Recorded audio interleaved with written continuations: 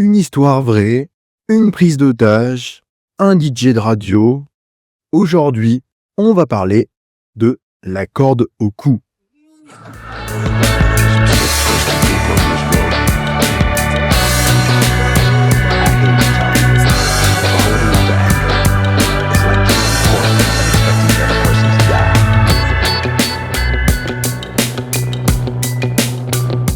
Bonjour à tous et bienvenue. Aujourd'hui au programme, on va parler de La corde au cou, nouveau film de Gus Van Sant avec un casting encore 3 étoiles ou 4 étoiles ou ce que vous voulez. Bill Skarsgård, Dacre Montgomery, Colman Domingo, Cary Elwes et Al Pacino, pour en citer que quelques-uns. Mais on a quand même un bon casting dans ce film-là. De quoi parle le film ? Le film raconte une histoire vraie. Nous sommes plongés dans les années 70. Tony Kiritsis, un homme ruiné à cause d'un emprunt, à Indianapolis, kidnappe le fils du courtier responsable de sa situation. Voilà le scénario très basique, mais qui peut marcher. Mon avis global et rapide que je vais vous faire maintenant, c'est un film qui est assez fun et que j'ai vraiment bien aimé. Assez fun, entendons-nous bien. On est sur un film qui est assez viscéral dans ce qu'il propose. On a quelque chose de très classique qui est un format donc de prise d'otage, avec un casting incroyable, des acteurs surprenants, surtout Bill Skarsgård, qui nous joue cet homme qui est prêt à tout pour gagner son argent et son dû, selon lui. Et le film s'inscrit donc dans un univers qui est celui de Gus Van Sant. C'est un réalisateur que j'apprécie pas forcément tous ses films, que ce soit Elephant ou ce genre de film. Mais j'ai vraiment bien aimé La corde au cou.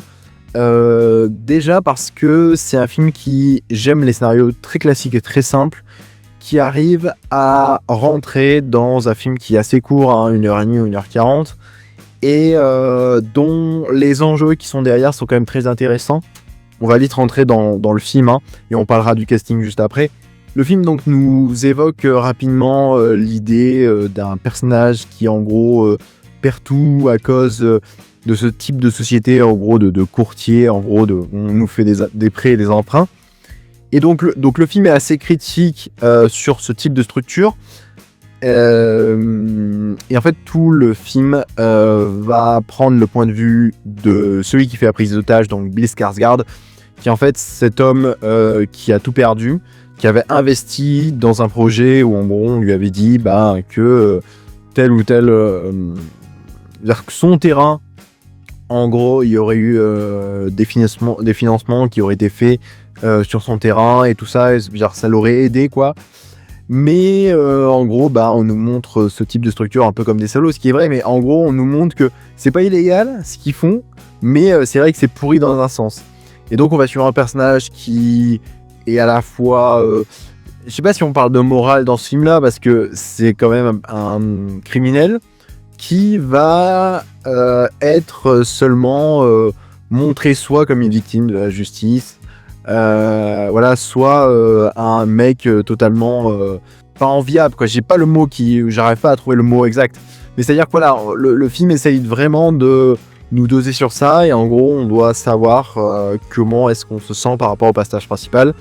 Surtout qu'un personnage comme Bill Skarsgård n'est un acteur surtout, et les rôles dans lequel il s'implique fait qu'il a une certaine mimique, des manières de jouer qui peuvent être parfois caricaturales pour certains, mais qui marchent très très bien. Moi je trouvais que la caricature marchait bien dans ce film-là parce que c'est littéralement une caricature, au sens premier, d'un personnage existant. Ce Tony Kiritsis, qui a donc dans les années, en 77, vraiment fait cette prise d'otage. En fait, le film, ce qui est intéressant, c'est qu'en gros, par moment, il va joncher son film de scènes d'archives, de vidéos d'archives de la vraie époque, comment ça a été filmé, et de prises réelles. Par moment, on essaye aussi de nous faire passer donc des prises réelles par des images d'archives, ou par aussi des systèmes où Gus Van Sant va faire des cuts.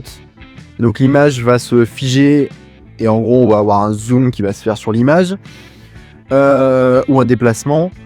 Et par moment, donc on va avoir aussi la technique d'avoir des vieilles caméras pour filmer des interviews qui sont soit donc des interviews de la fiction, comment dire, et des interviews qui sont des vraies interviews de vraies personnes de cette partie-là. Et c'est très compliqué parce que voilà, en plus en vous l'expliquant, je pense que c'est un peu flou, mais ça essaye de faire perdre le spectateur pour nous faire perdre cette notion de fiction et de réalité. Et il y a toute une discussion aussi autour du journalisme. Je pense que ça rentre dans ça. Qu'est-ce que c'est de la fiction? Qu'est-ce que c'est de la réalité? Et où est-ce qu'on est prêt en tant que journaliste pour aller couvrir, entre guillemets, une scène de crime? Et ça me faisait penser un peu au film Night Call. En gros, on avait ce personnage qui crée soi-même donc des événements, et on a presque cet intérêt où on se dit, est-ce que le journalisme n'est pas aussi lui-même un créateur de gravité? Est-ce que ça en joue pas plus? Est-ce que ça accable encore plus la situation? Est-ce que ça va pas la faire dégénérer? On va chercher le mot, parce qu'il y a un lien qui est fait entre le personnage principal, qui en fait est à la fois un acteur qui veut jouer de son image, donc qui veut jouer auprès des médias, qui veut montrer que son combat est juste. Et pendant tout le film, donc on ne sait pas si c'est de la folie ou si le personnage est plus malin que ça. Et en fait, je trouvais ça hyper intéressant. Alors on a l'acteur Dacre Montgomery, qui jouait dans la série Stranger Things, pour ceux qui l'ont vu, qui là est excellent donc dans ce courtier-là. Et je voulais évoquer, en fait le film évoque aussi la question de l'affiliation d'un fils et d'un père, et en gros sur les questions un peu d'héritage, d'argent, et on a un personnage qui, là c'est plus nuancé dans le film, qui en gros est montré au début comme un salaud parce qu'il est comme son père, voilà, mais qui en fait au fur et à mesure va se rendre compte que le lien fait pas tout, et qu'on peut être de la même famille et qu'on peut être autant des salauds entre soi. Et je trouve que là, il y a vraiment peut-être une critique de ce côté-là, père-fils, du côté de l'héritage. Est-ce qu'on devient parfaitement la même chose que son père?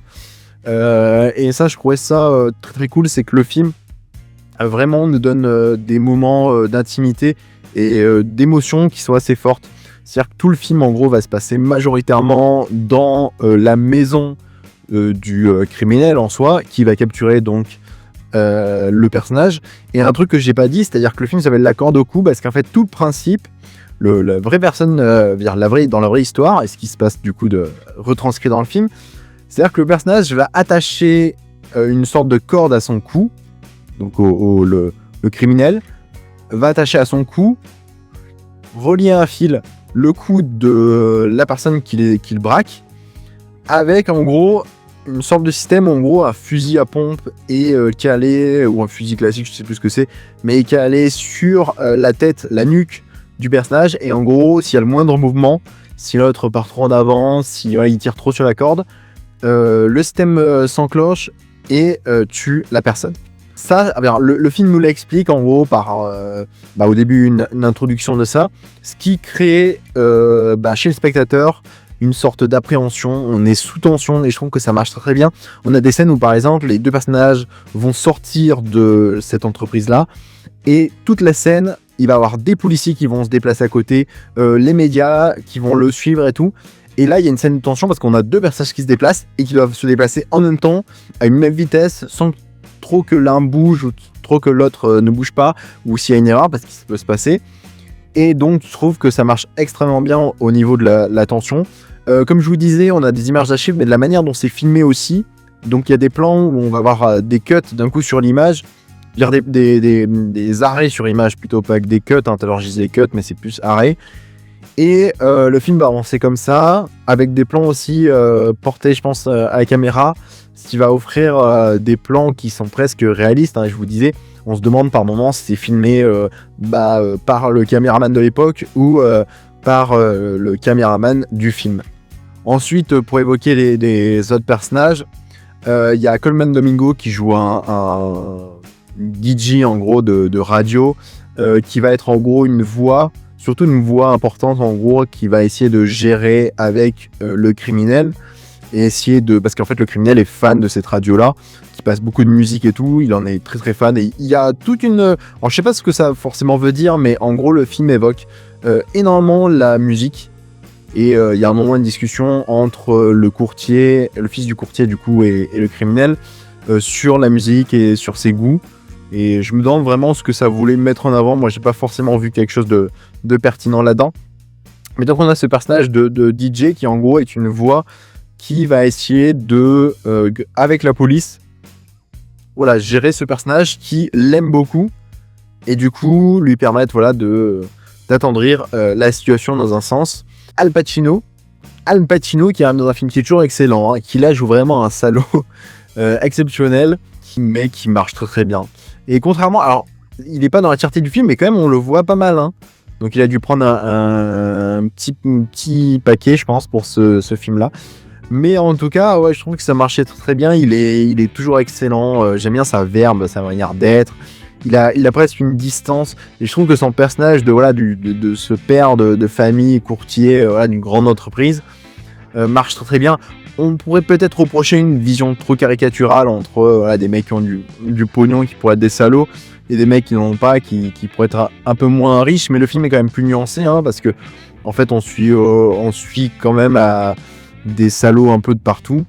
Et je trouve que le film est bien. Même des méthodologies, par exemple, de certains journalistes, on voit que c'est autant pourri la manière dont ils essayent d'embriguer des gens, de les faire interviewer, voilà, alors que c'est pas forcément, ou ils n'ont pas forcément les droits, ou il y a une certaine morale quand même à avoir, ou éthique, quand même dans ce genre d'histoire et d'affaires. Donc le film est bien, se termine bien. Alors un peu dur la morale de la fin, mais en gros donc tout le film, l'entièreté du film, c'est sur savoir ce qui va passer pour l'otage. Voilà, parce que le film, je crois que c'est l'otage, la durée de ce kidnapping, on va dire dans un sens, je crois que ça a duré 63 heures, un truc comme ça. Et donc tout le film, c'est de savoir si un moment ou l'autre, le fusil va partir. Donc essayez pas de vous renseigner. Donc moi je connaissais pas l'histoire originale. Ce qui est aussi intéressant parce que ça nous permet de pas être spoilé souvent quand c'est une énième histoire et fait réel connue. Voilà. Donc je ne saurais pas vous dire ce qui est vrai ou pas vrai, mais quand même le film va nous montrer surtout à la fin, dans les crédits ouverts, il y a toutes les images de l'affaire qui s'est passée. Et voilà. Voilà ce que je pouvais dire sur le film. Très belle aussi réalisation, on va dire remise en contexte des années 70 en termes de décor, de costumes, de vêtements. Je trouve que ça marche extrêmement bien. J'aime bien le côté Bill Skarsgård qui est très très fin, très très grand et qui a une sorte de chemise courte, à manches courtes et tout, où ça donne un personnage très particulier aussi dans ce côté un peu garçon un peu bizarre qui a peut-être des problèmes dans sa tête, parce que comme je disais, il y a aussi cette question, est-ce que savoir si le personnage est fou ou lucide. Voilà tout ce que je peux vous dire sur le film. Je vous conseille d'avoir la corde au cou. Moi c'est un film que j'ai vraiment bien aimé, hein. Je suis pas un fan de Gus Van Sant d'habitude, mais là j'ai bien aimé. Je vous dis à la prochaine, allez voir des films, des séries, faites-vous plaisir. Ciao.